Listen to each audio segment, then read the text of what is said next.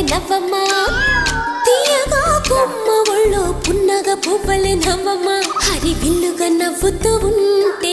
ఎండలో వెన్నెల కాయదా చిరు చల్లుగా నవ్వుతూ ఉంటే కొండెన బాగల్లే పొంగదా నూను మెత్తగా నవ్వుతూ ఉంటే ముల్లైన పువ్వలే తాకదా తొలి పొద్దుగా నవ్వుతూ ఉంటే రాయైన రత్నంగా మారదా హాయిగా అమ్మ ఒళ్ళో చిన్నారి పాపల్లే నవ్వమ్మా తీయగా కొమ్మ ఒళ్ళో పున్నగ పువ్వలే నవ్వమ్మా